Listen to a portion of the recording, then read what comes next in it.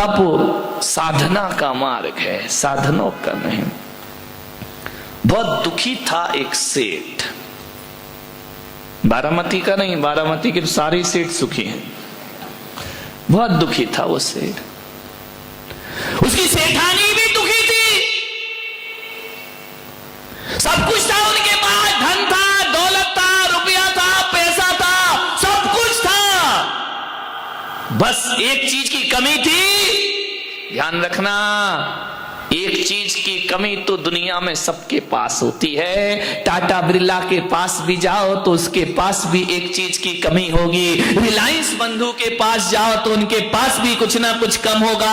आप कितना ही दुनिया से बहुत कुछ इकट्ठा कर लो, लेकिन सब कुछ दुनिया में किसी को मिलता नहीं। एक बात ध्यान रखना, दुनिया में ऐसे लोग हैं जिन्हें कुछ मिलता है, दुनिया में ऐसे लोग हैं जिन्हें कुछ कुछ मिलता है, दुनिया में ऐसे लोग हैं जिन्हें बहुत कुछ मिलता है, लेकिन दुनिया में ऐसा कोई आदमी नहीं जिसको सब कुछ प्राप्त हो जाए। सब कुछ तो किसी के पास नहीं है, कुछ है, कुछ है, बहुत कुछ है, लेकिन सब कुछ किसी के पास नहीं हुआ कर। कहीं भी चले जाओ, आप मेरे पास आ जाओ, मेरे पास कुछ है, कुछ है, बहुत कुछ है, लेकिन आप बोलो सब कुछ, तो सब कुछ तो संतों के पास भी नहीं हुआ करता है। क्योंकि अभी हम में बाकी है, अभी हम मुनि तो बन गए, लेकिन अभी भगवान बनना बस। सब कुछ किसी को नहीं मिला करता है, कोई ना कोई कमी तो दुनिया में सबके पास रहा करती है। चक्रवर्ती के पास जाओ, 96,000 रानी है,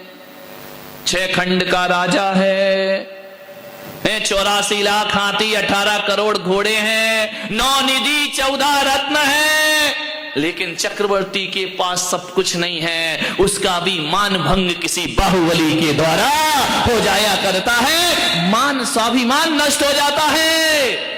पटरानी के पास सब कुछ नहीं है, बहुत कुछ है, 96,000 रानियों की हेड हुआ करती है, सबसे ज्यादा सुंदर हुआ करती है, सबसे ज्यादा प्यार चक्रवर्ती का उसे ही मिला करता है। लेकिन पटरानी में एक कमी है, वह कभी मां नहीं बना करती है, वह बांझ रहा करती है। एक कमी तो चक्रवर्ती के घर में भी हुआ करती है मेरे भाई। दशरथ के यहां सब सुख था, सब बहुत कुछ था, लेकिन एक मंथरा और एक कैकेयी तो दशरथ के घर में भी कमी तो सब जगह मिलेगी। ध्यान रखना, एक ना एक कमी हर व्यक्ति के पास है, सबके पास सब कुछ प्राप्त नहीं होता है।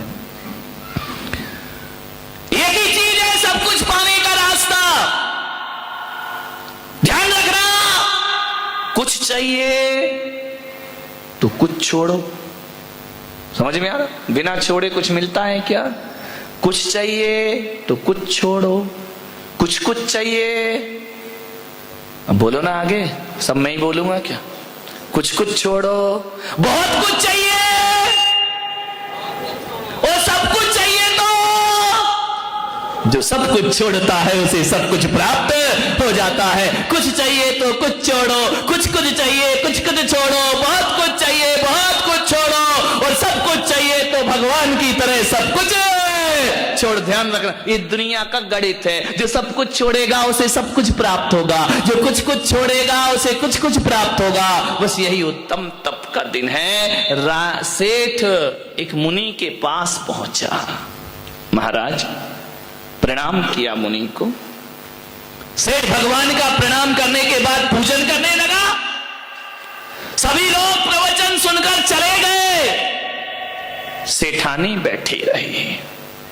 उसने कहा आज तुम्हें अपनी जिंदगी की पीड़ा, जो दर्द है, वो मुनि से कह के ही रहोगे।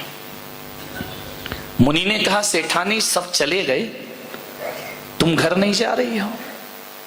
आंखों में आंसू आ गए,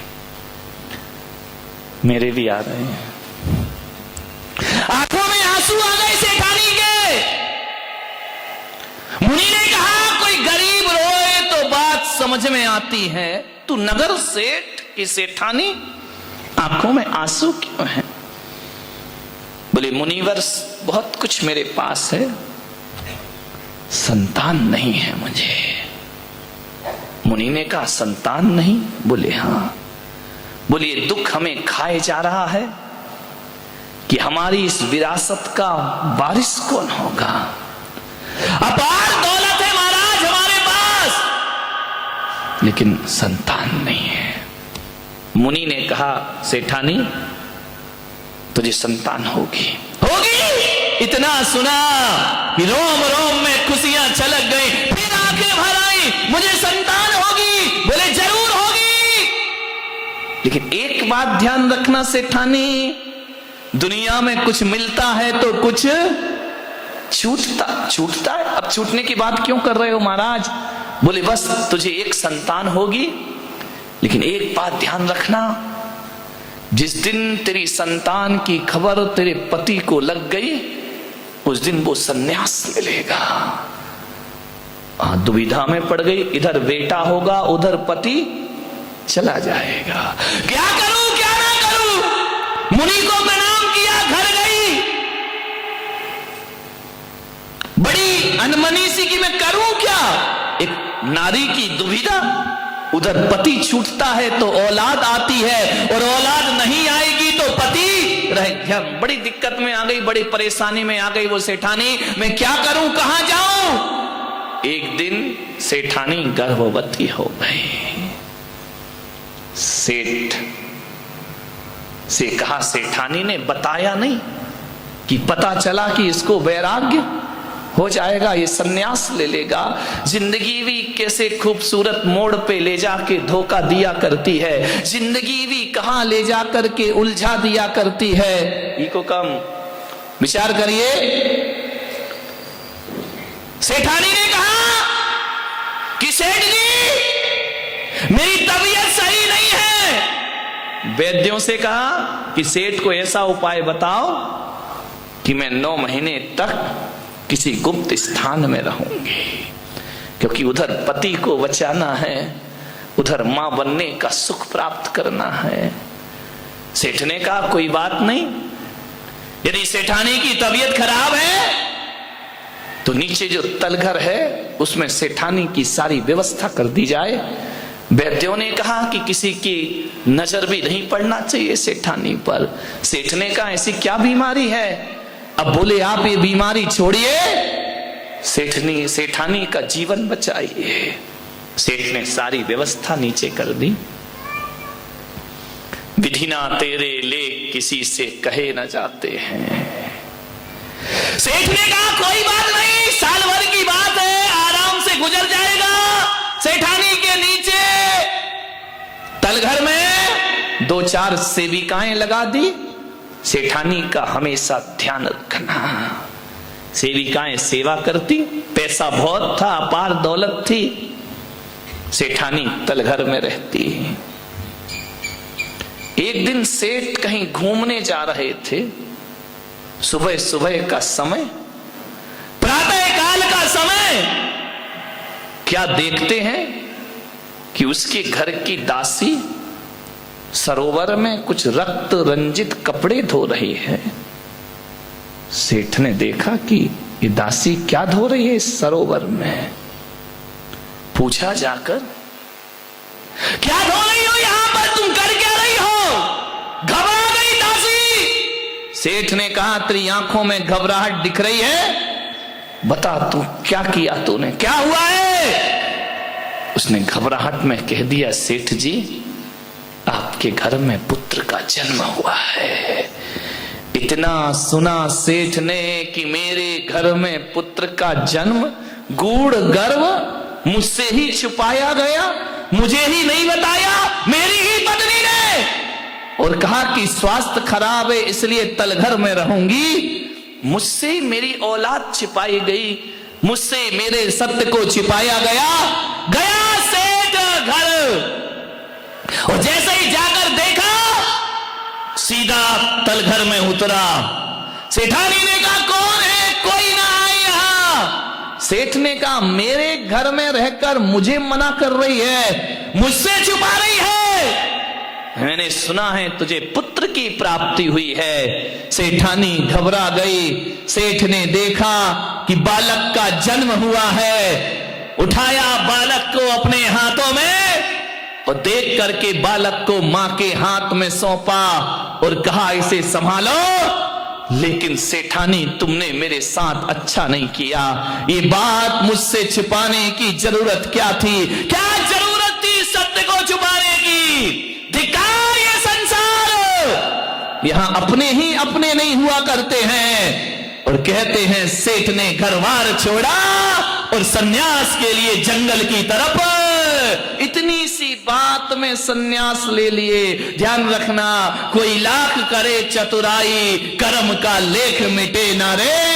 कितनी भी होशियारी कर लो, कितनी भी चालाकी कर लो, जो तकदीर में लिखा है वो कभी मिटता नहीं है। सेठ ने सन्यास ले लिया, जन्म पत्री दिखाई बच्चे की। ज्योतिषियों ने कहा कि सेठानी संभाल के रखना। बोले क्यों? बोले यदि संसार की नश्वरता समझ में आ गई तो ये भी चला जाएगा। सेठानी ने कहा मैं तो दोनों तरफ से लुट गई, पति भी गया और बच्चा भी जाएगा। बोले संभाल के रखना। उस सेठानी ने उस बच्चे को कैद कर दिया महल के अंदर। तुम बाहर नहीं जाओगे। परिचारिकाओं से कह दिया इसे बाहर की हवा नहीं लगना चाहिए और कोई भी नश्वरता इसके सामने नहीं आना चाहिए। यही मेरे जीवन का आधार है, अब यही बचा है मेरे जीवन में। उसको महल में, शीश महल में कैद कर दिया बच्चे को। वहीं रहता, वहीं खाता, वहीं पीता, सारा जीवन उसने अंदर ही गुजारा। ना सूर्य की रोशनी देखी, बगीचे में जो फूल आते थे मुरझाने से पहले तोड़ दिए जाते थे, पत्ते पीले हों उससे पहले झड़ा दिए जाते थे कि शायद ये दृश्य देखकर मेरे बच्चे को सन्यास ना हो जाए। बंद कर दिया मोह में उसने। ना कोई मिलता, ना आता, ना जाता। एक बार नगर में एक कंबल बेचने वाला आया, बड़े सुंदर रेशमी कंबल, मखमल के कंबल, कीमती कंबल बेचने आया। राजा के घर गया, महाराज ये कंबल खरीदो। महाराज ने कहा कि मैं कंबल क्यों खरीदूं, मेरा पैसा थोड़ी है, ये जनता का पैसा है और इसमें इतने कीमती रत्न जड़ित कंबल मैं नहीं खरीद सकता हूं। बड़ा न्यायप्रिय राजा था। मैं राजा बन के भले बैठा हूं लेकिन जो कोष है वो मेरा नहीं, वो जनता का कोष है, वो प्रजा का कोष है। मैं इसे व्यर्थ खर्च। रानियों ने कहा महाराज ले लो। राजा ने कहा नहीं, इतना कीमती रत्न जड़ित कंबल मैं लेकर क्या करूंगा। जाओ व्यापारी, मैं इस जनता का पैसा उपयोग नहीं कर सकता हूं। चला गया, समय बीता, वक्त बीता। एक चील, एक लाल जूती, वो रत्न जड़ित कंबल की जूती मुख में दबाए आकाश से उड़ रही है। उड़ते उड़ते वह जूती छोड़ गई रानी के महल में।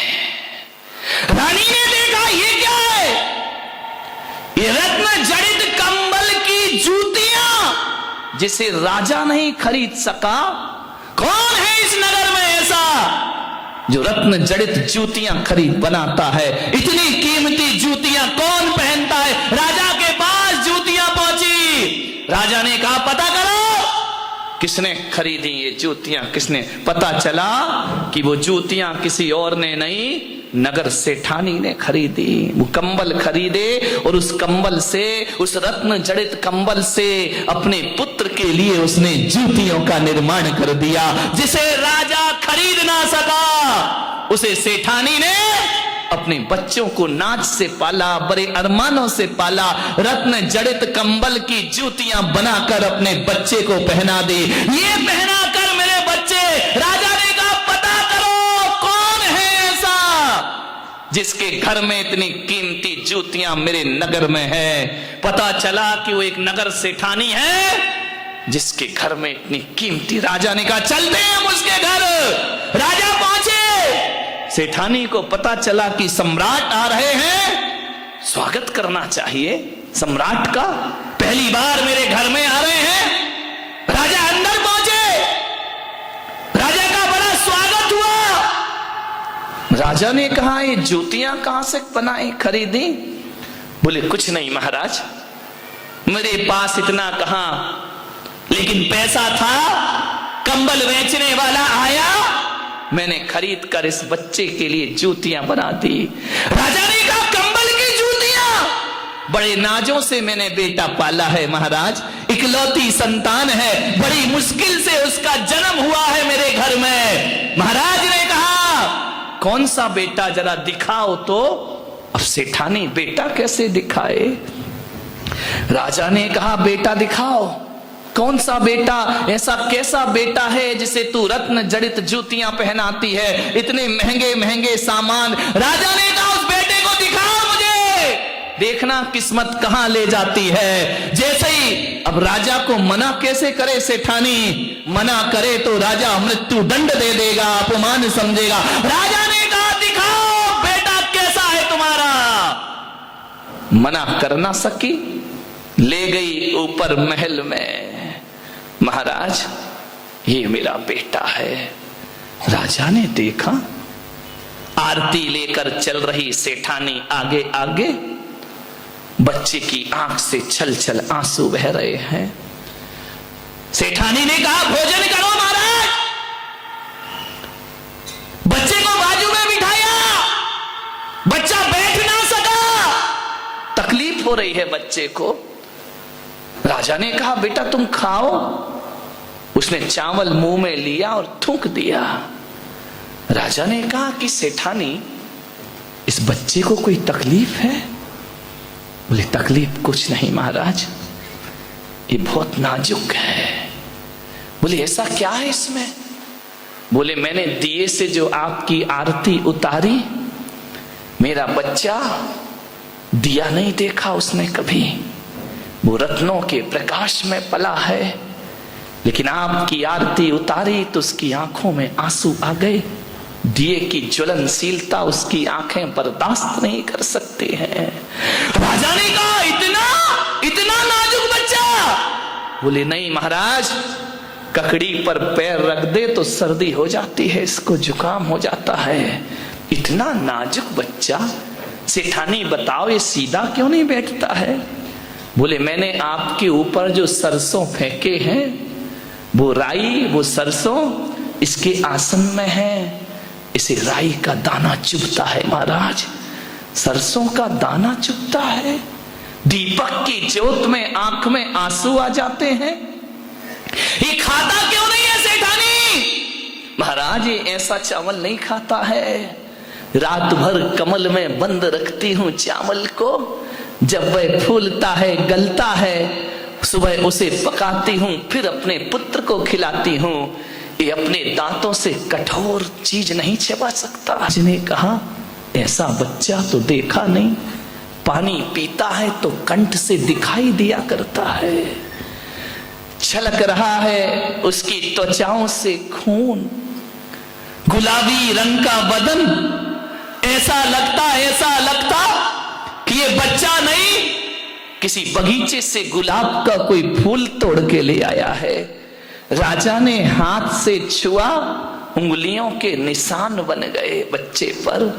राजा ने कहा यह भी बड़ा अजूबा है, कभी सूरज की रोशनी ना देखी, कभी बाहर का दृश्य ना देखा, बंद कमरे में जीवन बीतता गया, जवान हुआ वो बच्चा, बाहर नहीं निकलने दिया, सारी सुविधाएं उस महल के अंदर।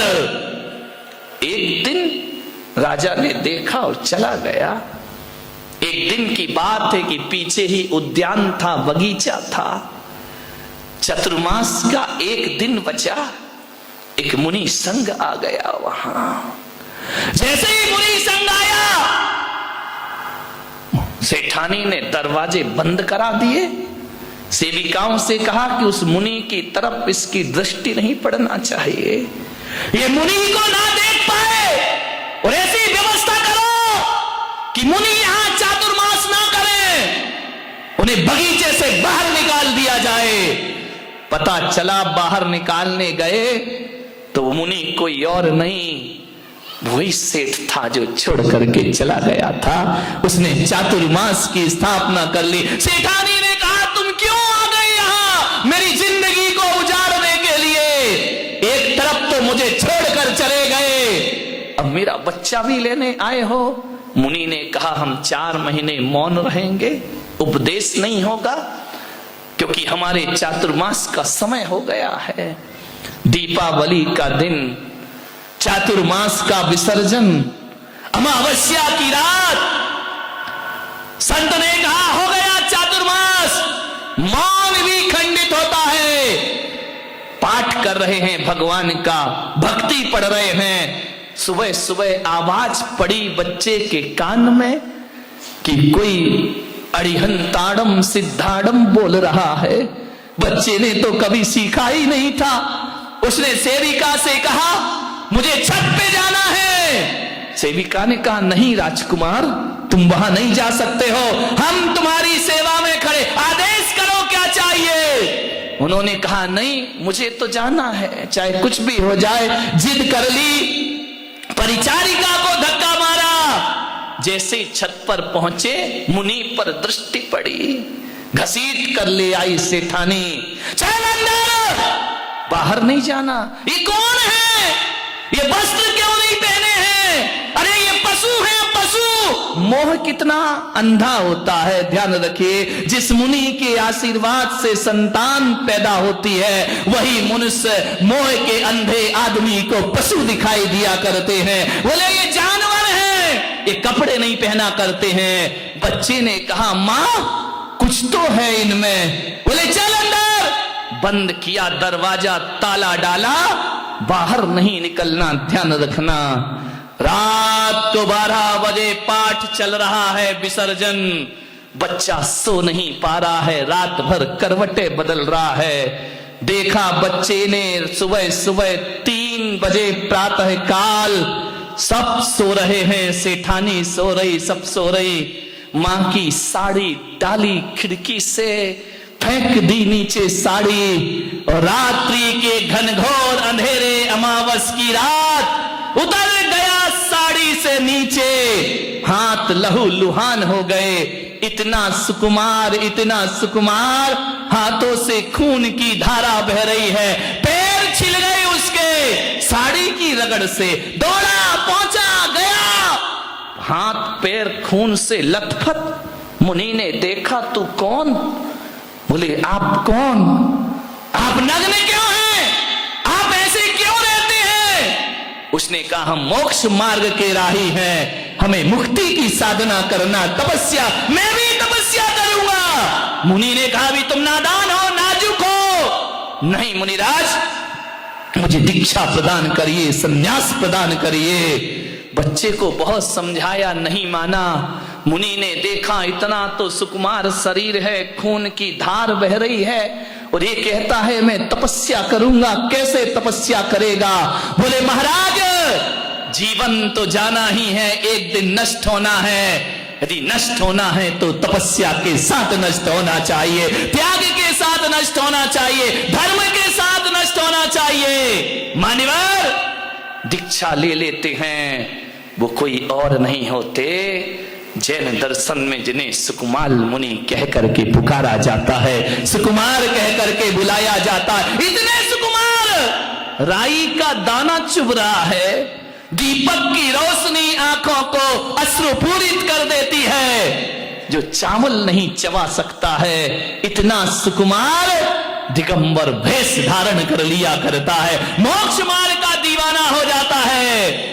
मुक्ति के दीवाने हम, मुक्ति के दीवाने हम, मुक्ति पाने वाले हैं। वो जो आग लगी है सीने में, उस आग में जलने वाले हैं। दीक्षा ले ली। मालूम है आपको कहानी? 3 दिन तक स्यालनी उनके पैर को खाती रही। खड़े हैं, तपस्या कर रहे सुकुमार मुनि। स्यालनी 3 दिन पैर खाती है, खड़े हैं, खून की धार बह रही है। मान्यवर, लोग कहते हैं कि जितनी शक्ति उतनी भक्ति, लेकिन हमारे सुकमाल मुनि कहते हैं जितनी भक्ति उतनी शक्ति आदमी को प्राप्त हो जाया करती है। जितनी दीवानगी होगी उतनी, लोग कहते हमारी ताकत नहीं है, यहां कहते नहीं, यदि भक्ति है तो शक्ति अपने आप दौड़ी दौड़ी चली आती। आप सोचो, विचार करो, ये 10-10 उपास कर रही हमारी माताएं बहनें, कहां से आई ये शक्ति उनमें? विचार करिए। वरना अनशन पे बैठते हैं लोग, आमरण अनशन करते हैं लोग, 3 दिन बाद डॉक्टर चेक करने आ जाता है, कहां से ये शक्तियां तपस्या की अर्जित हुआ करती हैं। विचार करो, सोचना है आपको, 3 दिन भोजन ना मिले तो प्राण संकट में पड़ जाते हैं। और आपके इसी बारामती में एक व्यक्ति 32 उपास की साधना कर रहा है, ध्यान रखना। 26वां उपास जिनका आज है, ऐसे आते हैं मेरे कमरे में सीढ़ियां चढ़ करके। मैं कहता हूं कोई कमजोरी नहीं महाराज, कोई कमजोरी नहीं। मैंने कहा कोई तकलीफ? कोई तकलीफ नहीं। मान्यवर, कहां से आती है ताकत?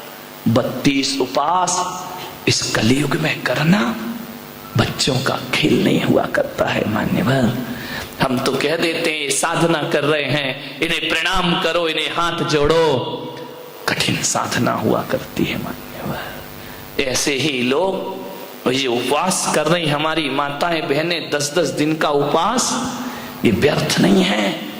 ये मान करके चलना कि इन्होंने जिंदगी की भूमि में मोक्ष का बीज बो दिया है। ध्यान रखिए, आज नहीं तो आने वाले कल, काले वाला कल नहीं, तो जिंदगी में ध्यान रखना, बीज आज बोना पड़ता है, फल बाद में मिला करता है। ध्यान रखिए, ये 10 लक्षण धर्म की साधना, ये तपस्याएं, ये साधनाएं मान्यवर बच्चों का खेल नहीं हुआ करता है, बहुत बड़ी साधना है।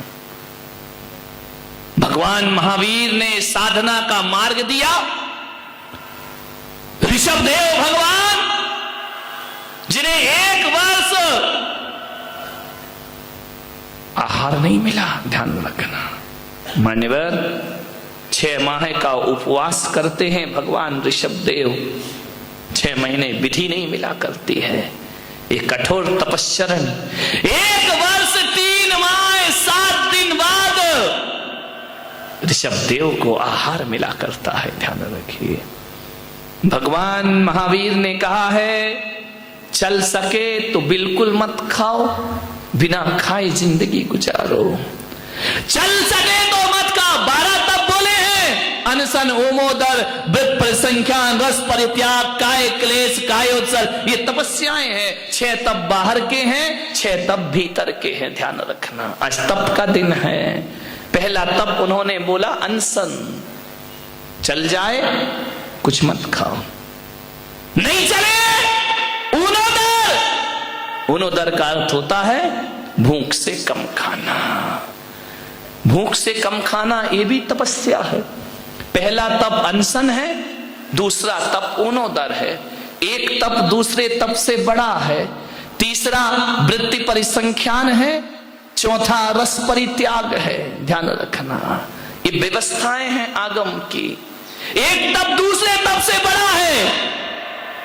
चले तो बिल्कुल मत खाओ, खाना पड़े जीवन चलाने के लिए कम खाओ, भूख से कम खाओ। तुम्हारी भूख कितनी है बताओ जरा। ऊनोदर तप करना है अपने को, कितनी भूख है? कितनी रोटी खा ले सुभाष सेठ? 4-5 तो रोटी, चावल थोड़ा सा का मतलब क्या है? अब सबका अपना अपना थोड़ा सा तो बच्चे का इतना सा होता है। विचार करिए, 250 ग्राम, आधा किलो दूध, आधा लीटर, 1 लीटर, एप्पल, सेव, मौसम्बी। आपको पता कैसे चले कि मेरी भूख कम है, कितनी है? आदमी को यही नहीं मालूम कि हमारी भूख कितनी है। खाए जा रहा है, कितनी भूख है तुम्हारी बताइए? खा लिया, पी लिया, भोजन कर लिया, उठेगा, नाश्ता, चाय पिएगा सबसे पहले तो। चाय पी ली, ब्रेड खा लिया, बिस्किट खा लिए, पोहे खा लिए, जलेबी खा लिए, उसके बाद 11 बजे खाना चाहिए। उसके बाद खाने के बाद भी शांति नहीं मिली, थोड़ा सा फिर ये भी चाहिए है, इसके बिना तो मजे नहीं आएगा खाने का। अब ये खा रहा, कोई पान खा रहा, पत्ते खा रहे। अब एक बात बताओ, पत्तियां कौन खाता है? जानवर कौन सा? बकरी, बकरे, यही तो पत्तियां खाते हैं। पान क्या है? क्या है? और खा रहे हो तो तुम क्या हो? विचार करें, आज मत बनो बकरे, ध्यान रखिए, विचार करिए। आप पान मसाला खा रहा है, और किसी ने रास्ते में बोला आओ यार थोड़ा ठंडा पी लो, लाओ ठंडा भी पी लेते, थोड़ी देर चाय पी लो, लाओ चाय भी पी लेते, थोड़ी सौंफ भी खा लेते, सुपारी भी खा लेते। कितना खाता है आदमी, कितना खाता है। एक आदमी तो ऐसा है कि रात को पान मसाला दबा के सोता है, सवेरे तक दबाई रहता है। ध्यान, कितना खाता। दिन में खाता आदमी, दिन भर खाता है आदमी, रात में खाता है। कई तो ऐसे हैं जो पर्यूषण में भी रात में। कैसे कल्याण होगा तुम्हारा बताइए, सोचिए। कहां महावीर का धर्म, कहां जिनेंद्र भगवान का धर्म, कहां आप विचार करिए। पर्यूषण में भी रात को खा रहे, पर्यूषण में भी रात में पानी पी रहे हो, कब कल्याण। एक आदमी से मैंने कहा यार पर्यूषण है, एक काम कर तू रात्रि में भोजन त्याग कर दे। बोले महाराज थोड़ा सा कठिन है। मैंने कहा क्यों? अरे बोले थोड़ा कठिन है, आप समझा करो। मैंने कहा मैं बहुत समझ रहा हूं, तू मुझे ज्यादा समझा दे। तो बोले नहीं छोड़ सकता, थोड़ी कठिन तपस्या है। मैंने कहा क्या रात्रि में भोजन? मैंने कहा दिन में खा ले जितना खाना है, रात में क्यों खाता है? तो बोले महाराज वो गणपति रखे ना तो थोड़ा घूमना पड़ता है, यहाँ वहां जाना पड़ता है, लेट हो जाता हूं घर। मैंने कहा कितने बजे लौटता है? 10 बजे के बाद तो गणपति भी बंद कर देते हैं ना अपना दरवाजा, कि भाई 10 बजे के बाद म्यूजिक नहीं बजेगा। मैंने कहा एक काम कर, तू 10 बजे के बाद का तू 11 बजे तक का नियम ले ले। बोले 11 बजे तक का नियम नहीं हो सकता महाराज। मैंने कहा 11 बजे रात तक का? बोले कभी कभी बंबई जाना पड़ता है, माल लेके आता हूँ, ट्रेन लेट हो जाती है, गाड़ी लेट हो जाती है, ट्रैफिक में फंस जाता हूँ, तो 12 तो वैसे ही बज जाते हैं। तो मैंने कहा 1 बजे तक का नियम ले ले कि 1 बजे के बाद नहीं खाऊंगा। अरे बोले महाराज 1 बजे के बाद भी थोड़ा सा मुश्किल है। मैंने कहा क्यों मुश्किल है? बोले कभी मैच चाहते टीवी देखने लगता हूं तो देखते देखते थोड़ा सा खाना पड़ता। अरे मैंने कहा 2 बजे रात तक का ले ले। बोले बोली कठिन है। तो मैंने कहा एक काम कर, जब तक आंख बंद रहेगी तब तक का नियम ले ले कि मैं सो रहा हूं तब तक रात्रि में भोजन नहीं, जब तक आंख नहीं खुलेगी। बोले हाँ ये नियम ले सकता हूं। फिर थोड़ी देर बाद बोला महाराज ये भी नहीं पल सकता है। अरे मैंने कहा आंख बंद में अब क्या तेरे मुंह में कोई डाल रहा है खाने को? बोले डाल नहीं रहा महाराज, नियम नहीं पल सकता। मैंने कहा क्यों नहीं पल सकता? बोले रात में सपने में खा लेता हूं। तेरे की आदमी कहां से तपस, सपने में भी खाना नहीं छोड़ दिया है। विचार करिए आप। करहूं तपस्या दे सो, ध्यान रखिए तपस्या का मार्ग है। 4 तप तो भोजन से संबंधित हैं। अनशन खाना ही नहीं, ऊनोदर कम खाना, वृद्धि परिसंख्यान नियम लेके खाना, अटपटे संकल्प लेकर के। वो विधि मिल जाए तो रस परित्याग, जो थाली में रखा है उसमें से एक चीज निकाल करके खाना, ये तपस्या का क्रम हुआ करता है मेरे भाई। मान्यवर कैसे पता चले कि आपकी भूख कितनी है? कितनी भूख? दिन भर तो खा रहे हो, खा कहां रहे, चल रहे हो भाई। भूख पता कैसे चले? अजित सेठ अपनी भूख कितनी? नहीं नोट की नहीं, नोट की तो जिंदगी खत्म नहीं। आज चेहरे पे चमक है अजित सेठ के, आज बोली अच्छी गई है ना, मजा आ गया। ध्यान रखिए, आपको सोचना है कितनी भूख है आपकी। आचार्यों ने बताया कि पहले अपनी भूख पता करो, फिर उससे कम खाना।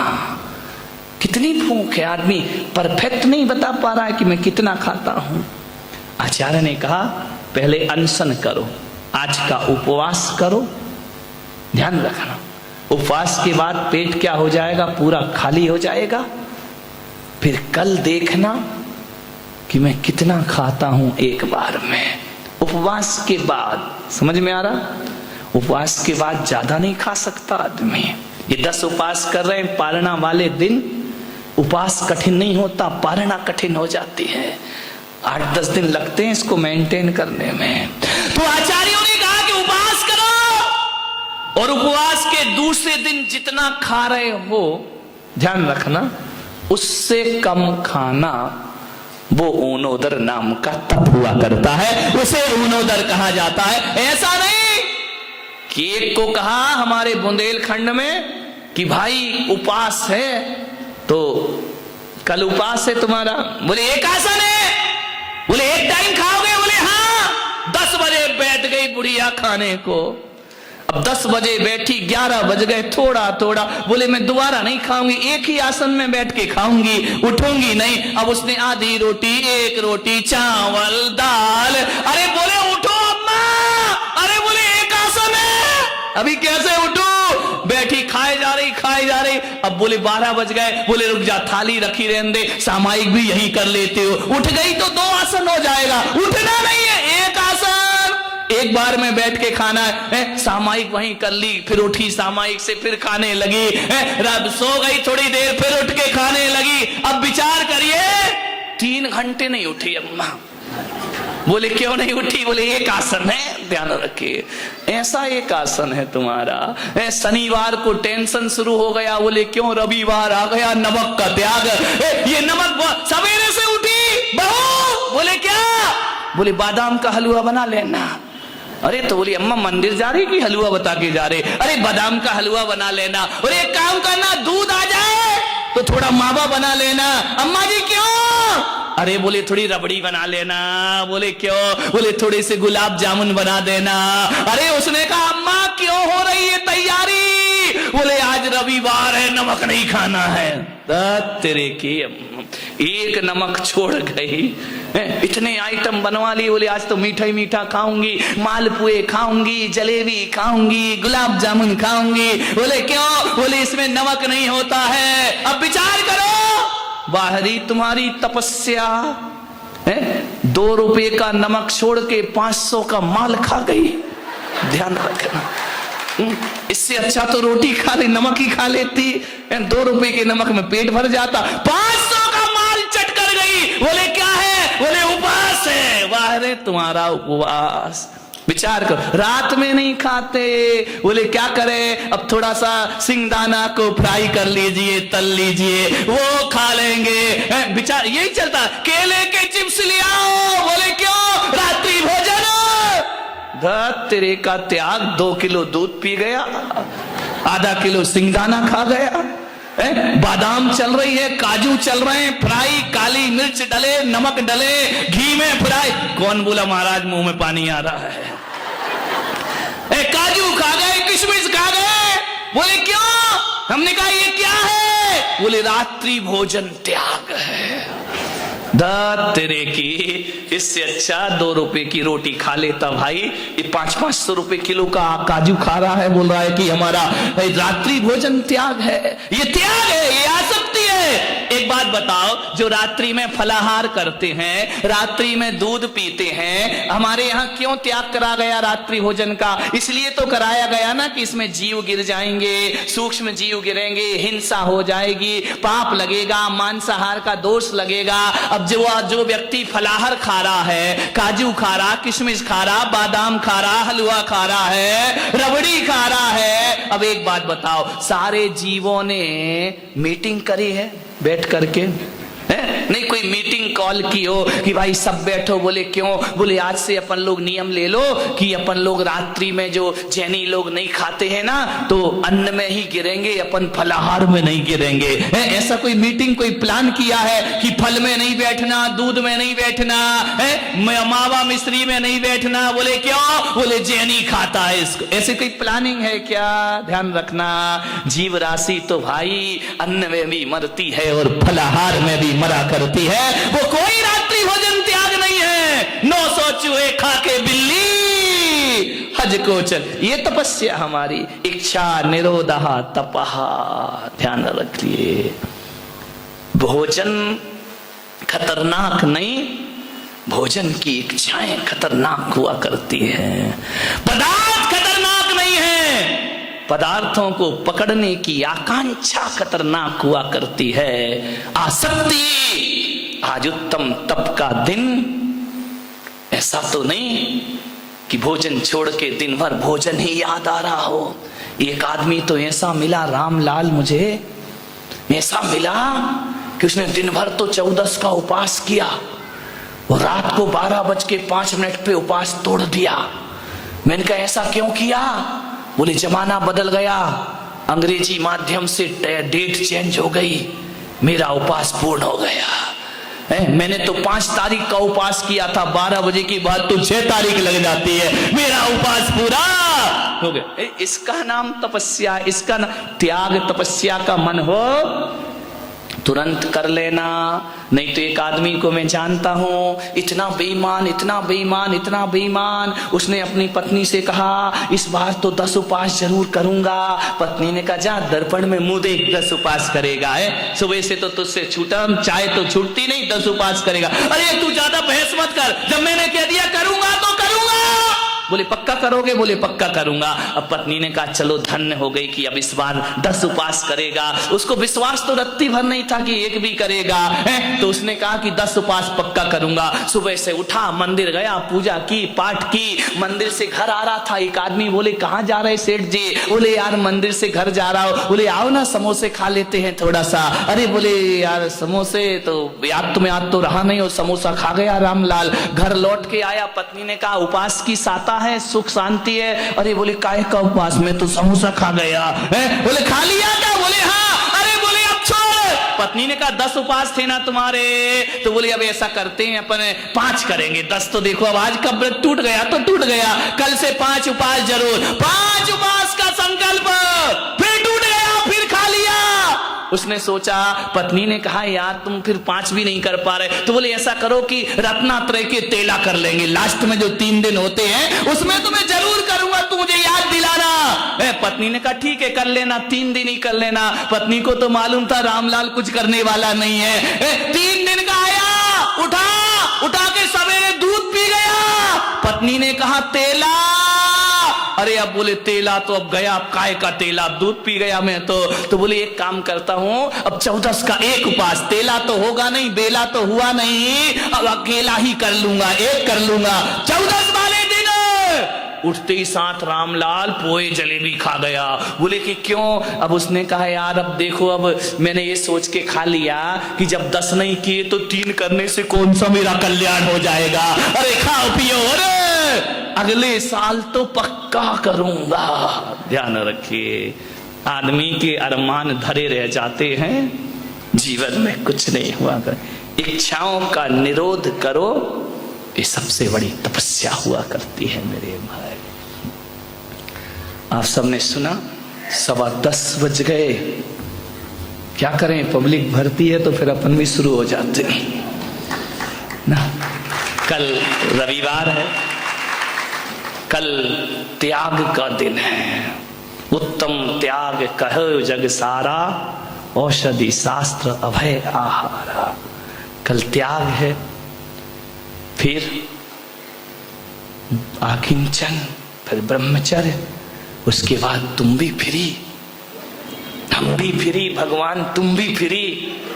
अब मिलेंगे अगले साल 10 दिन। होते ना लड़ैया, मरैया, सदैया, भदैया, कई प्रकार के जैन होते हैं जय कुमार जी, हैं? कई प्रकार के जैन होते, एक लड़ैया, एक मरैया, एक सदैया, एक भदैया।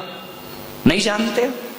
सदैया कौन होता है? जो रोज मंदिर जाता है, वो सदा मंदिर जाता है। एक भदैया जो भादों के भादों मंदिर जाता है। एक मरैया, किसी के घर में कोई मर गया तो चलो देव दर्शन करा लेते। एक लड़ैया, वो क्या करता है, सबसे ज्यादा लड़ाई 14 को होती है, कल है 14, उस दिन हिसाब किताब होते हैं, चुनाव होते, पूरे देश में लड़ाइयां। ये लड़ाइयां जैन, ध्यान रखना, भदैया जैन की परसों से छुट्टी हो जाएगी, अगले भादों में फिर प्राप्त होंगे, ध्यान रखिए।